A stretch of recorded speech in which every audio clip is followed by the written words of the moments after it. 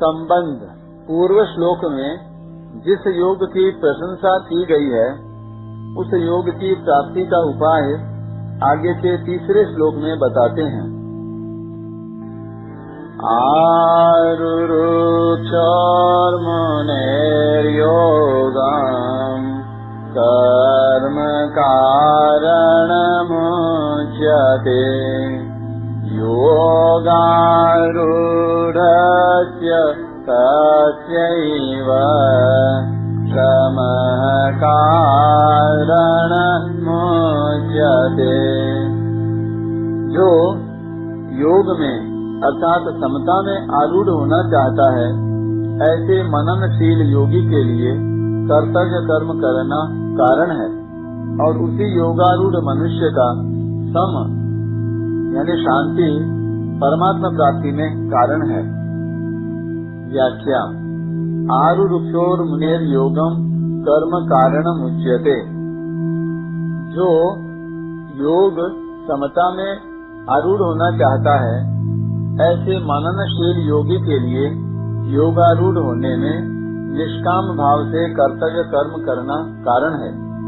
तात्पर्य है कि करने का वेग मिटाने में प्राप्त कर्तव्य कर्म करना कारण है, क्योंकि कोई भी व्यक्ति जन्मा है, पला है और जीवित है तो उसका जीवन दूसरों की सहायता के बिना चल ही नहीं सकता। उसके पास शरीर, इंद्रियां, मन, बुद्धि और अहम तक कोई ऐसी चीज नहीं है जो प्रकृति की न हो।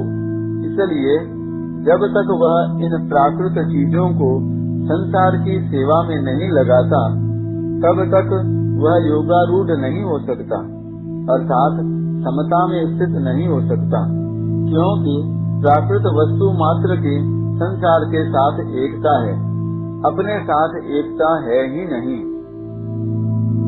प्राकृत पदार्थों में जो अपनापन दिखता है उसका तात्पर्य है कि उनको दूसरों की सेवा में लगाने का दायित्व हमारे पर है। अतः उन सबको दूसरों की सेवा में लगाने का भाव होने से संपूर्ण क्रियाओं का प्रवाह संसार की तरफ हो जाएगा और वह स्वयं योगारूढ़ हो जाएगा।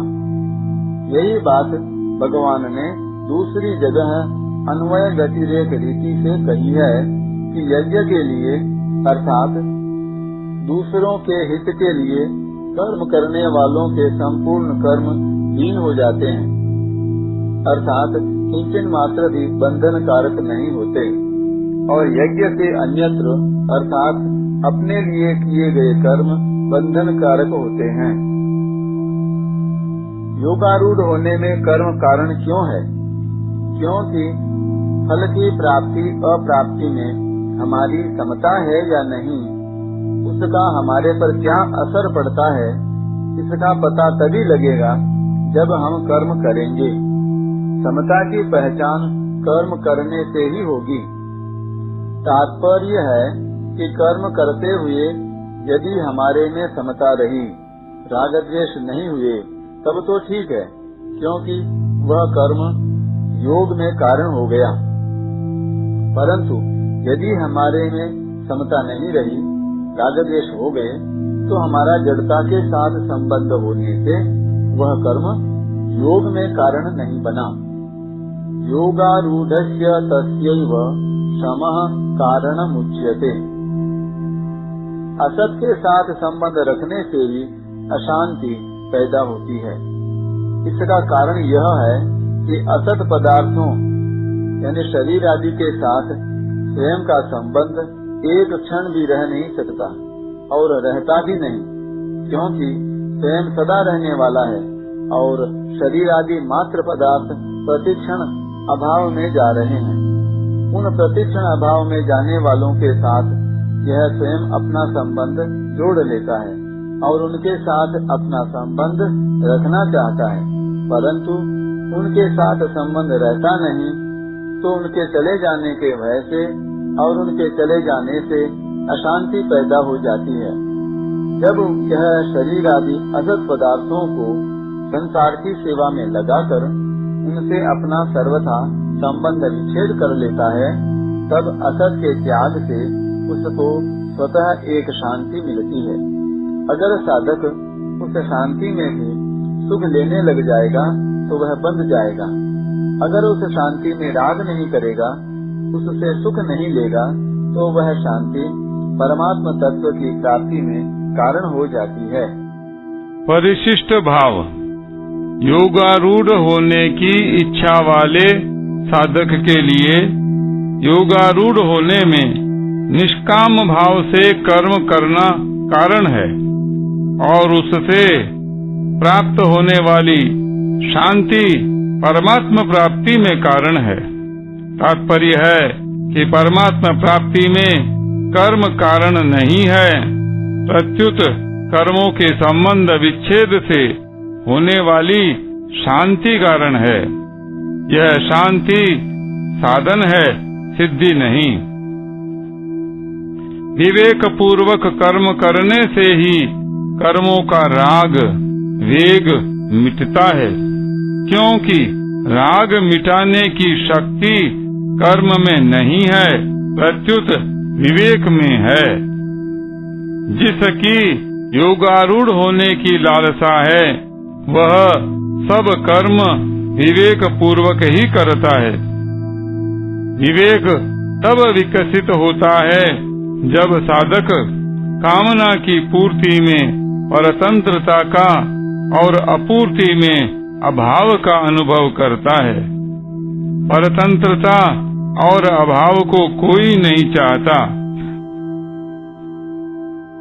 जबकि कामना करने से ये दोनों ही नहीं छूटते। योगारूढ़ अवस्था में राजी नहीं होना है, क्योंकि राजी होने से साधक वहीं अटक जाएगा, जिससे परमात्मा प्राप्ति होने में बहुत समय लग जाएगा। जैसे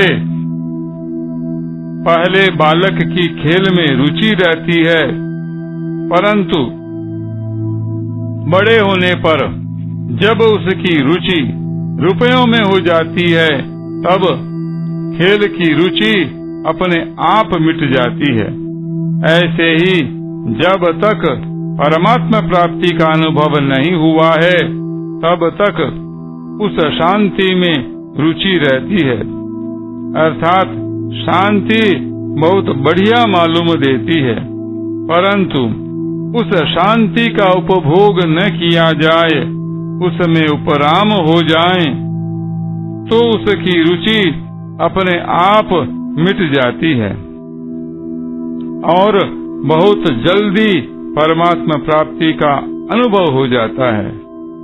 योगारूढ़ होने में कर्म करना कारण है, अर्थात निस्वार्थ भाव से दूसरों के हित के लिए कर्म करते करते जब सबका वियोग हो जाता है, तब साधक योगारूढ़ हो जाता है, कर्मों की समाप्ति हो जाती है और योग नित्य रहता है। कर्मी भोगी भी कर्म करता है और कर्मयोगी भी कर्म करता है, पर उन दोनों के उद्देश्य में बड़ा भारी अंतर रहता है। एक आसक्ति रखने के लिए अथवा कामना पूर्ति के लिए कर्म करता है और एक आसक्ति का त्याग करने के लिए कर्म करता है। भोगी अपने लिए कर्म करता है और कर्मयोगी दूसरों के लिए कर्म करता है। अतः आसक्ति पूर्वक कर्म करने में समान होने पर भी जो आसक्ति के त्याग के उद्देश्य से दूसरों के लिए कर्म करता है, वह योगी योगारूढ़ हो जाता है।